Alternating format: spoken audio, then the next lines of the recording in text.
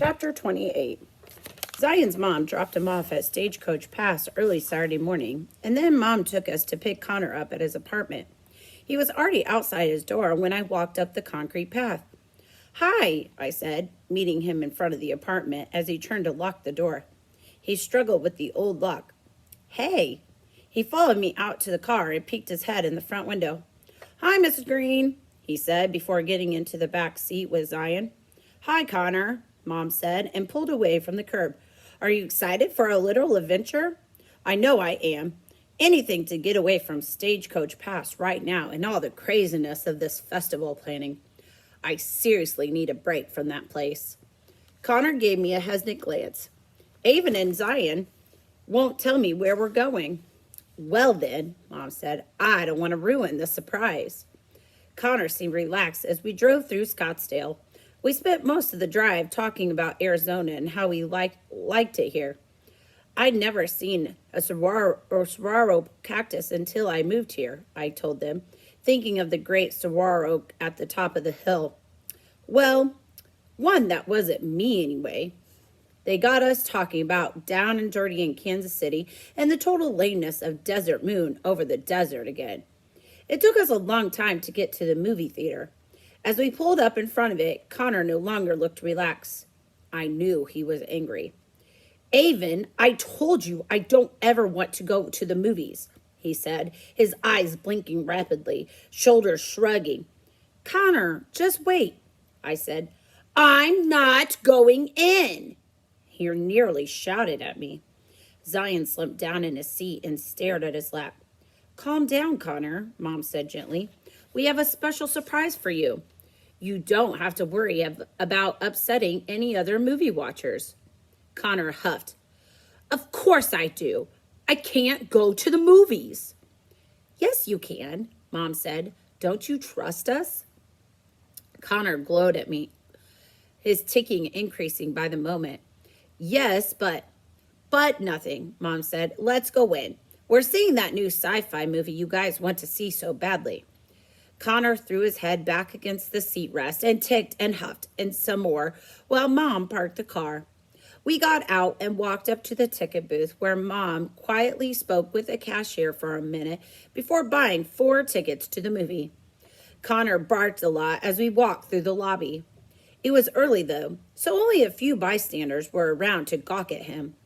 People didn't seem to notice me at all when Connor was around. I felt bad for Connor, but I also enjoyed the feeling of being invisible. As we entered the theater, Mom said, "It appears you have your pick of seats." The theater was completely empty. Connor looked at me and Zion. I smiled at him. Mom had to call a lot of theaters until she found one that was willing to let us have the whole theater to ourselves. "Are you serious?" said Connor. "Well," said Mom, "we couldn't afford to rent out the whole theater, so it was a lot to ask. But the manager here has a son with Tourette's and was really understanding. Plus, he said that morning show was usually fairly empty, so we were able to work it out." I could see the darkness lift off Connor like a blanket as his eyes lit up, and that alone made everything so worth it. "For real?" he said. "We have the whole theater to ourselves?" "For real, Connor," said Mom. Connor put an arm around Mom's shoulders. "Mrs. Green, you're the coolest." "I know," she said casually. "Now you 3 go and find a seat. I'm going to sit way in the back where I like it." "Can we go get some popcorn?" Connor asked, and I knew he must have been incredibly happy to ask for food. "Heck yeah," I said. "I want some popcorn and some gummy bears." "Gross," said Zion. "You like those?" "Heck yeah," I said again as we walked out of the theater. "I love squishy gummy candies. I love hot tamales too. My dad says I like them because they're red like my hair and hot like my temper." I laughed. Connor grinned. "That's great to know. We'll try to stay on your good side." "Who says you're on it?" I narrowed my eyes at the 2 of them. "I was just hoping we were." Connor shrugged his shoulders and blinked. But it made me happy to see that, despite being out in public. His tics weren't completely out of control. I hope that meant he was starting to feel a little more comfortable. I bet your parents went to see this movie.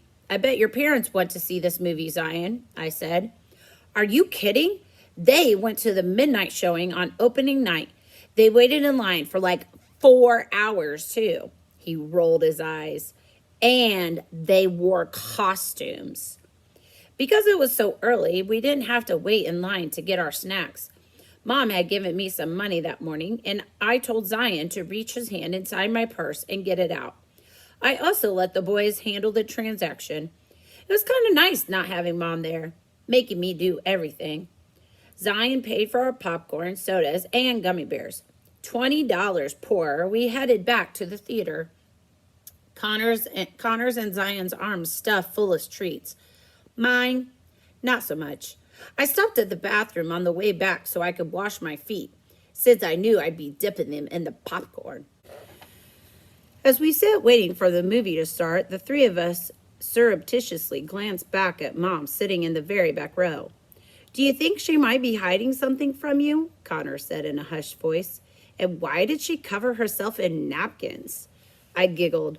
It's warm enough outside to wear short sleeves, so she forgets to bring a sweater when you go places, and it's so cold inside from the AC. She calls the napkins her blankets. I rolled my eyes. It was even more embarrassing than when my great-grandma in Kansas used a flashlight to get around in the movie theater. She does it at restaurants, too. At least here, no one could see her. Do you think she has any idea at all who that girl might be, and she's just not telling you? Connor asked. I looked back at her, and all covered in her blankets, a goofy smile on her face.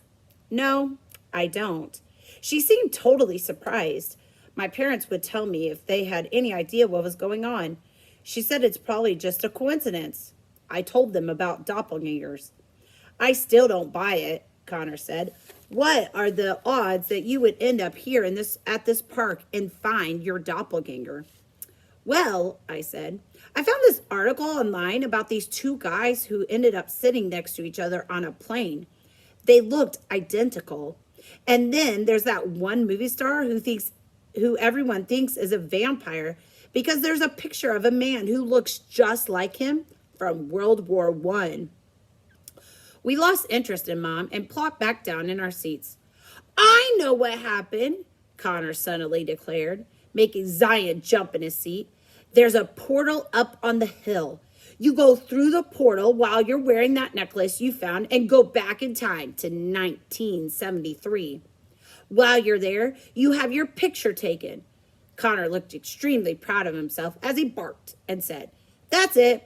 I've totally solved it. You can run into your grown-up self at any time. So, you better be careful. Why do I need to be careful? I asked him. Is my grown-up self dangerous? Clearly, Connor said. He looked at Zion for confirmation. Zion nodded. Yeah, I'm pretty scared of grown-up Avon. Why wouldn't she just come and tell us all of this if she's wandering around somewhere? I mean, you'd remember us, wouldn't you? Zion asked me, like what we were talking about was actually true. Maybe she's dead, Connor said. I smiled at him. Rodeo clown mafia? Totally, we giggled. I stuck a piece of popcorn in my mouth with my foot and chewed. I really love this whole theory, especially since this magical porter makes me grow arms. Connor's face fell. Oh, yeah, I didn't think of that. You never know what a magical portal might do, Connor said, and Connor's smile returned. I decided to take advantage of Connor's good mood. So, are you coming to the festival or what? I asked him. I already told you. I know, I said. Just thought I'd double check. Well, you could stop double checking, Connor said, because the only way I'd go into a crowd like that would be if someone, tied me up and dragged me there. Connor grinned at Connor. Don't give her any ideas. Zion seemed to know me pretty well already.